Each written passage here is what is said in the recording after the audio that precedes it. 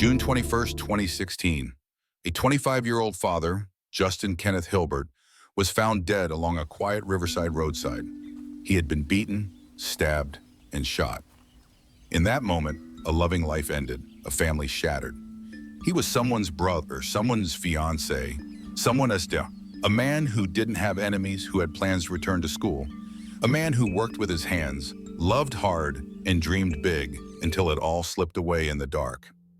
Authorities say his body was left along Ida Leona Road in Riverside County, not a place of significance, not a location tied to his past, just a road. As if whoever took his life wanted it to end where no one would look, like tossing away something no longer needed. Justin had only just begun a new chapter, new father, new responsibilities, a second chance at love. His son was only a few weeks old, his fiancée, Tanya, still clutching the pieces of their shared future when the knock came on her door. But what hurt more than the loss was the silence that followed. No arrest, no clear answers, no voice explaining why a man with no criminal past, no known feuds, was left lifeless beneath the stars. For the Hilbert family, grief came with confusion. Questions rang louder than the condolences. Why Justin? Who would do this? What was the motive, if there even was one? That smile still lives in the corners of their memories. That laugh echoes in their homes, but his voice is gone. And so the mystery began, not just of how Justin Hilbert died, but why someone wanted him gone in the first place. Justin Hilbert was born on August 23, 1990, the son of Kathy Hudson and Kenneth Hilbert. Raised in a blended but close-knit family, he was known as Buddy, a nickname he earned with his contagious smile and caring nature. He worked as a licensed machinist and enrolled in military weapons design courses. He was engaged to Tanya Bischoff, and their son Logan had just been born. Justin dreamed of building a future for his family. To those who knew him, Justin was more than just a good guy.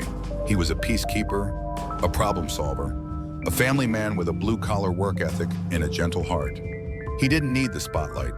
He found joy in the everyday, a good laugh, an honest day's work, and holding his newborn son close after a long shift. By all accounts, Justin was finally settling into something steady. His past had its struggles, but now he was focused. Focused on Tanya, on Logan, on finishing his course in weapons design and eventually opening a business of his own. There were talks of wedding plans, a future home, dreams that felt close enough to touch. But life has a way of taking sharp turns, ones no one can prepare for.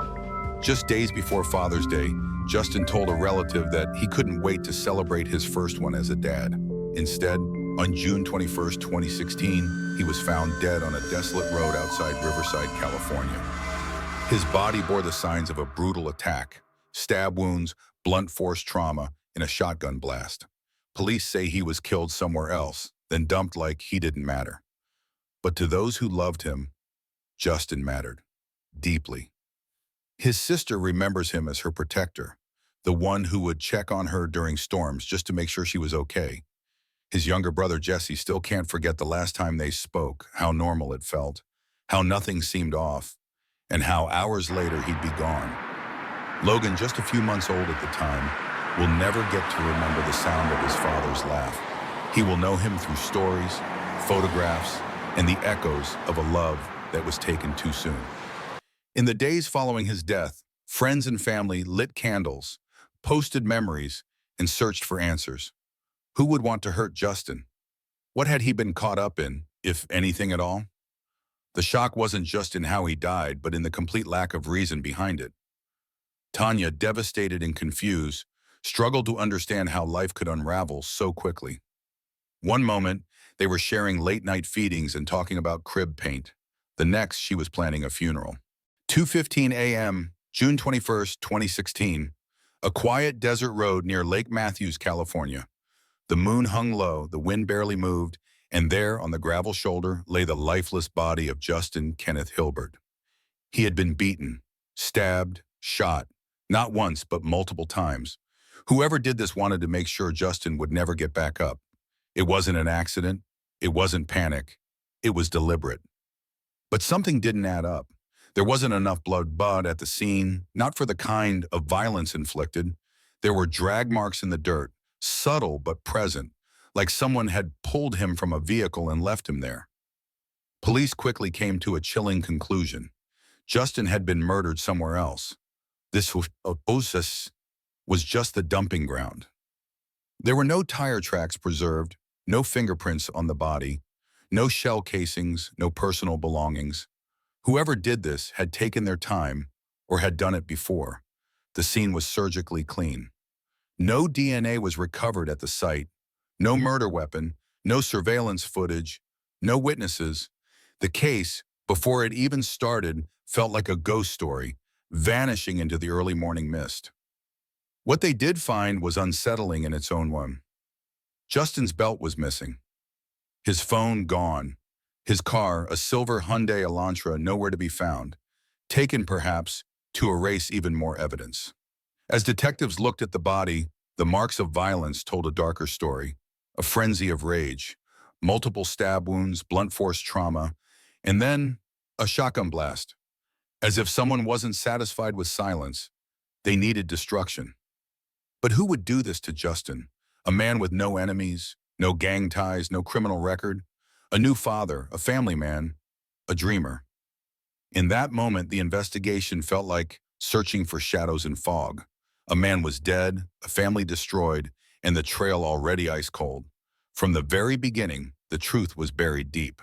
Jared Bischoff, a name that quickly rose to the surface, bubbling with quiet menace. He was Tanya's ex-husband, the man Justin had effectively replaced, not just in love, but in family. He had a past, not just of heartbreak, but violence, restraining orders, threats, allegations, police reports that painted a picture of a man who didn't take rejection lightly. Investigators couldn't ignore the tension. Jared had seen Justin with Tanya. He knew about the engagement. He knew about Logan, the baby that was now calling another man dad. But suspicion isn't evidence. Despite the troubled past, there was no clear link, no DNA, no phone records, no witnesses. Jared was slippery. If he was involved, he'd covered his tracks with precision. Then, like a chilling echo of Justin's murder, another body surfaced. This time, it was someone much closer to Jared. Bailey Sharp, Jared's girlfriend, found stabbed to death, brutally, just weeks after Justin. The coincidence? Too loud to ignore. Suddenly, suspicion turned into certainty. Investigators didn't need to dig anymore. They were staring at a man who now had two people in his circle violently killed, and was the last known link between them.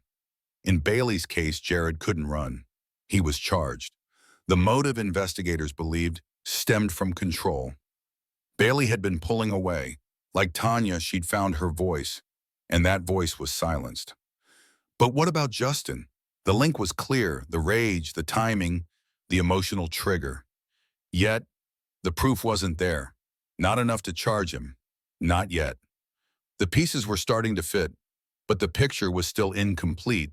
Two lives gone, one man in the center, and a justice system trying to catch up to a darkness it couldn't yet pin down. Victoria Bailey Sharp wasn't just a passerby in this unfolding storm.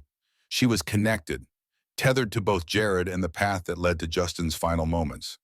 Her messages to Tanya and Justin, cryptic, awkward, and strangely timed, arrived mere days before the murder.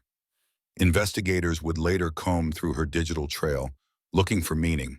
What was she trying to say? A warning? A threat? A plea? Or was she just a witness? Caught in something deeper than she understood?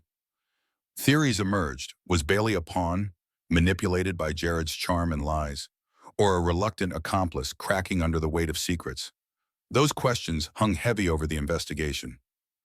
The most damning clue, a chilling revelation during court testimony. A friend of Bailey's stepped forward. She spoke of hushed conversations, of Bailey's voice trembling as she described Jared's plan. According to this friend, Jared had offered Bailey something unspeakable, a portion of Tanya's life insurance payout, if she stayed silent, if she helped. It wasn't just disturbing, it was calculated. A twisted exchange of money for complicity, a man willing to profit from death, a woman torn between fear and morality. But in the end, Bailey didn't run.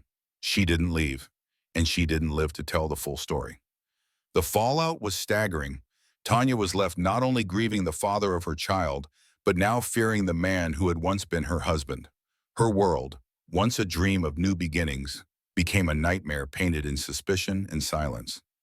And Justin's family, they waited for answers, for justice, for peace, clinging to memories of a man whose life was filled with promise, a man who would never walk his son to school, never finish his weapons design courses, never say I do. In a case layered with half-truths and broken trust, motives remained cloudy. The smoking gun was missing, but the shadows Jared cast, they never stopped following him. June 2024. The courtroom fell silent as the verdict was read. Guilty.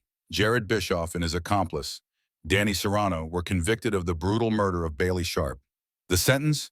Life without the possibility of parole. For some, this was a long-awaited measure of justice, a predator removed from society, a sense of accountability at last. But for others, especially those closest to Justin Hilbert, the justice felt incomplete. Narrator, pause solemn. Because no one, not Jared, not Danny, not anyone, has ever been charged with Justin's murder. Despite the eerie parallels, the timing, the relationships, the whispers of motive, the case remains officially open and cold. For Justin's mother, Kathy Hudson, it's a wound that won't close. Each Father's Day, she places flowers not just for a son, but for the father he never got the chance to fully be. And for Tanya, life became a quiet war between survival and sorrow. The man she once called her husband sits in prison for another life lost, and the man she hoped to marry, gone without justice. Logan, now 8 years old, is growing into a young boy with his father's eyes, but he asks questions Tanya cannot fully answer. Where did Daddy go? Why doesn't he come back? These are the questions no mother should have to answer, and no child should ever have to ask. Years have passed, evidence has faded, memories have blurred, but one truth remains anchored in the hearts of those who loved him. Justin was more than a case file. He was a son, a fiancé, a father, a friend. And for his family, the fight doesn't end with Jared's conviction. It continues with every call for justice, every candlelit vigil, every whispered prayer that someday someone will speak, that someday the silence around Justin's death will be broken. Because justice delayed is still justice worth pursuing.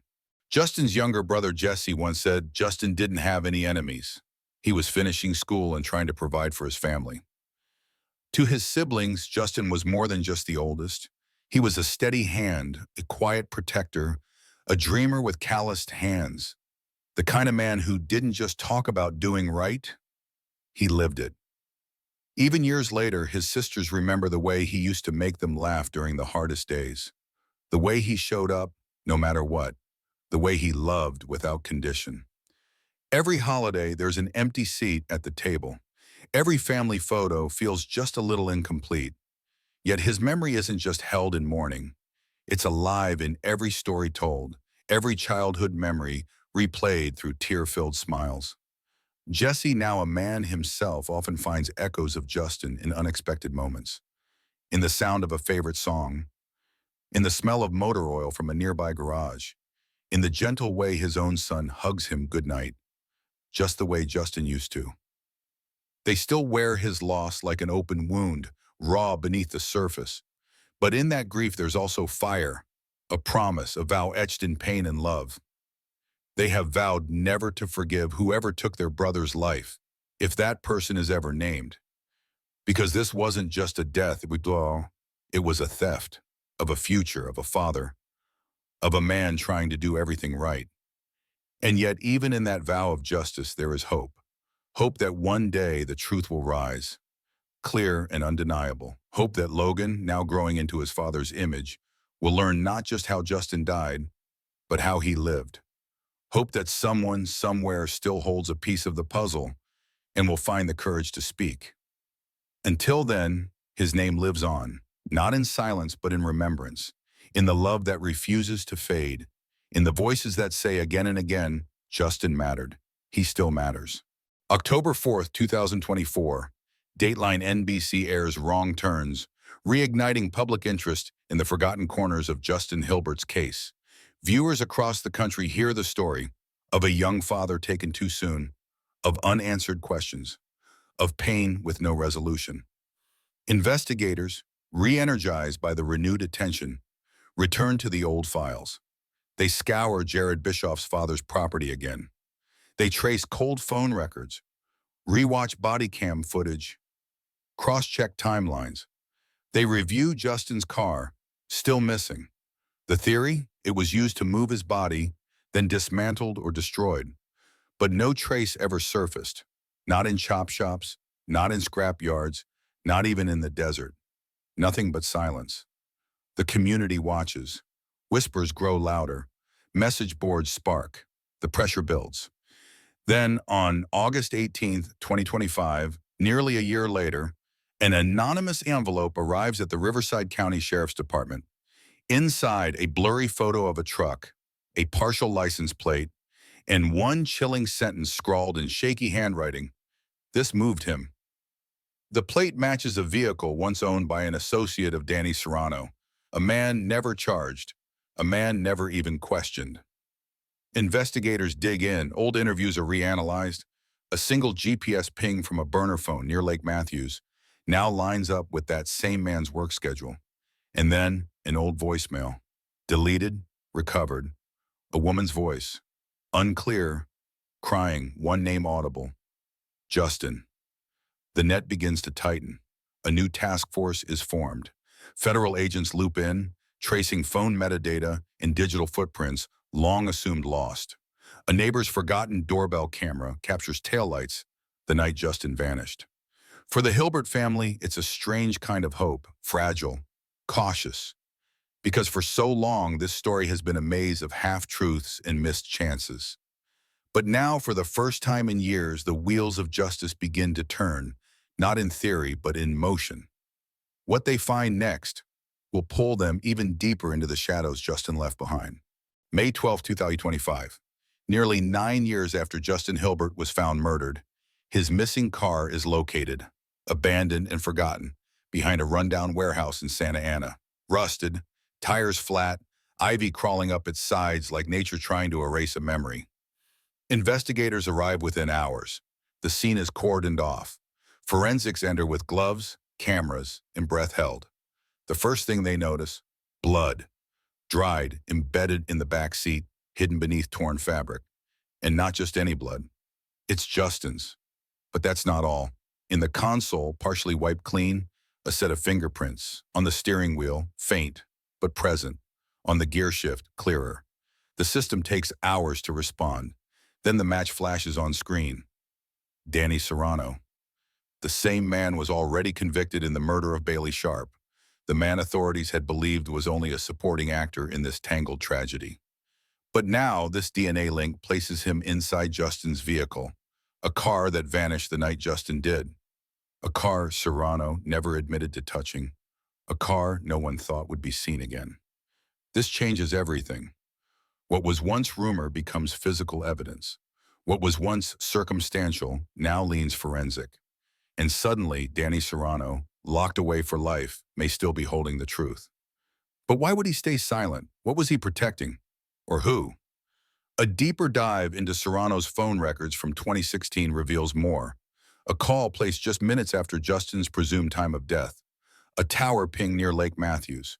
Then silence. Nothing else for hours. Prosecutors begin quietly assembling a grand jury. A new cold case team builds a timeline. They speak to ex-girlfriends, cellmates, former co-workers, and one man who knew Serrano during his methamphetamine addiction offers a chilling statement. He said, "Danny told me once they thought Justin was going to talk. Said Jared couldn't let that happen. Said he did what he had to do." It's not a confession, but it's close, too close to ignore. Still, the family waits. Another Father's Day passes. Logan, now nearly 10, asks questions his mother cannot answer. But something has shifted. The silence is breaking. The car spoke, the blood remains. And Danny Serrano, whether he wants to or not, may soon have to explain everything. Danny Serrano, 24 years old at the time of Justin's death, known to law enforcement a string of petty arrests, a documented temper, a man who lived on the fringes, fighting addiction, struggling for relevance, chasing the wrong kind of loyalty. He wasn't the mastermind, he wasn't even on the radar. But now his name appears where it never should have been. On evidence logs, in blood tests, around a car that became a silent witness. Touch DNA, it's faint, fragmented, the type that lives in sweat, oil, or a careless brush of the skin. But when matched with fingerprints, the coincidence becomes undeniable. Investigators now believe Justin's final hours may have involved Serrano directly, perhaps as an enforcer, perhaps as a pawn. The theory: he helped move the body, helped wipe the scene, but why? Who told him to? When pressed by detectives in a 2025 prison interview, Danny sits stone-faced. They lay out photos, maps, a picture of Justin holding his newborn son, the blood-spotted upholstery. He says nothing. No denial, no admission, just silence. They say justice is a balance, but for the Hilbert family, the scale feels tipped, loaded with grief, memories, and unanswered questions. They hope that Serrano's arrest in Bailey's case might lead to something bigger. But it didn't. In court for Bailey's murder, Danny looked indifferent. No emotion when the sentence came down. Life without parole. No response when Bailey's mother cried out, "Why?" Now, as Justin's case grows warmer, whispers surround Serrano in prison. Other inmates claim he talks in his sleep, mentions Justin's name, mentions a truck, mentions a night no one wants to remember. But again, no confession, no trial, no justice. For Kathy Hudson, Justin's mother, the pain is layered. She told one reporter, "We know who did it, we just don't know why, or why no one will say it out loud." Danny Serrano, caught not by motive but by biology, sits behind bars, not convicted for Justin's death, but forever entangled in its shadow. And so the case remains in limbo, with only fragments of truth, a cold file, a grieving family, and a man who might know everything, yet says nothing. April to June 2024, after years of silence, whispers, and courtroom motions, verdicts finally come down, but not for the crime that shattered the Hilbert family. Jared Bischoff and Danny Serrano are both found guilty. Their convictions center around the violent death of Bailey Sharp and a chilling conspiracy that ties back to Justin. Life without the possibility of parole. Yet none of it, not a single count, names them guilty of murdering Justin Kenneth Hilbert. The court heard evidence, maps, messages, a forensic trail, but it wasn't enough. The pieces, though sharp, never clicked into a complete picture. The prosecution feared raising hopes and failing to convict. For the Hilberts, justice came with a bitter taste.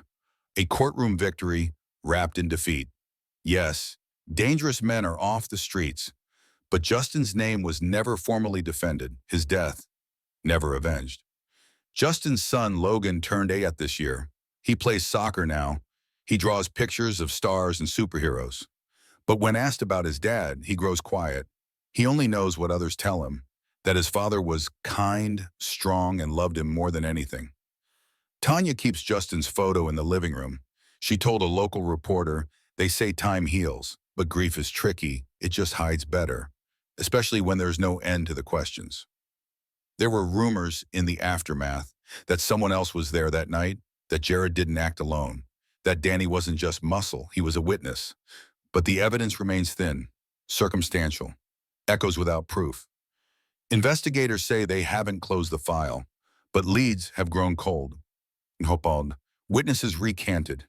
Technology hit its limits, and the only two men who might hold the key have locked it away, perhaps out of fear, perhaps out of loyalty to a twisted code.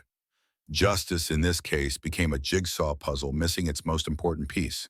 Justin's name is etched in the system, but not under justice served. For Kathy Hudson and her family, life now revolves around legacy, remembering Justin not for how he died, but how he lived. A father, a partner, a brother, a son, a man full of plans, of love, whose light was stolen too soon. They visit his grave often. Jesse leaves a baseball cap. His sister leaves notes. Logan draws on stones and says, Hi, Daddy. The system moved, the courts ruled, but justice, true justice, remains in the wind, just out of reach. Tanya holds on to scraps, photos, text messages, the sound of Justin's voice in a saved voicemail she can't bring herself to delete. In moments of silence, when Logan asks simple questions no mother should have to answer, why don't I have a daddy? She finds herself staring at a wall, trying to summon strength from a place that feels permanently hollow. The bloodstains in Justin's abandoned car, the DNA from a man now imprisoned, a swirl of circumstantial trails. These are not answers. They are torment dressed as leads. Grief for the Hilberts doesn't look like the movies. There are no dramatic breakdowns or courtroom hugs. Instead, it's a quiet erosion, a chipping away of normalcy. Jesse, the younger brother, used to visit Justin's grave every Sunday. Now he skips some weeks, not out of apathy, but because sometimes remembering hurts more than forgetting. Justin's sisters, too, have grown weary of candlelight vigils, of reporters calling every anniversary, of people asking, do you think Jared really did it? As though their trauma is some sort of neighborhood riddle. They all echo the same truth. Justin wasn't that guy. No enemies, no debts, no double life. Just a machinist with calloused hands and soft eyes. Someone trying to build something better for his newborn son. But grief has its own timeline. It doesn't follow court calendars or seasons. It slips in during quiet dinners. It shouts in dreams. It drips, not crashes. And every time justice is delayed, it grows heavier. Tanya once tried to move on. She even considered leaving Riverside altogether. But each time she packed the box, she felt as if she were packing Justin's memory too. In the end, she stayed, for Logan, for the chance, however slim, that answers would one day come. Logan, now old enough to read, sometimes picks up his dad's old welding manual. He asks questions, he tries to understand a man he'll never know outside of pictures, stories, and folded shirts he's too small to wear. The family isn't asking for revenge. They never were, just the truth, the whole truth. Because without it, they remain suspended, between mourning and moving on, between heartbreak and healing, between the past and a future Justin never got to live. And so the Hilberts continue, quietly, painfully, unshakably, a family on the edge, looking over a cliff, still waiting for justice to speak. Wrong Turns closed its final scene with a heavy silence, not resolution. The credits rolled, but the questions didn't fade. Why was Justin killed? Who truly orchestrated the plan? Why was Jared's DNA nowhere near the crime, while Danny's lingered like a shadow in the car? For every answer uncovered, two more seemed to form. The documentary, though powerful, offered no gavel slam, no guilty shouted in a courtroom, just theories, paper trails, grieving voices, pieces of a puzzle with its center missing. And yet the public remains invested. Reddit threads stretch for miles. YouTube comment sections overflow with amateur sleuths and empathic strangers. True crime podcasts revisit the story each anniversary, some with new angles, others just echoing the heartbreak. For some, it's content. For others, a cause. But for the Hilberts, it's life, real and raw and irreversible. In private, Tanya watches the episode only once. Her lips pressed tight, her eyes rarely blink. At the end, she says only this: he was more than what they showed, more than a victim. He was a father, a friend, a man who mattered. Logan, now nearly old enough to understand, knows his father is in heaven, but he's begun to ask harder questions. Why? Who? Where were they when it happened? Narrator, firm.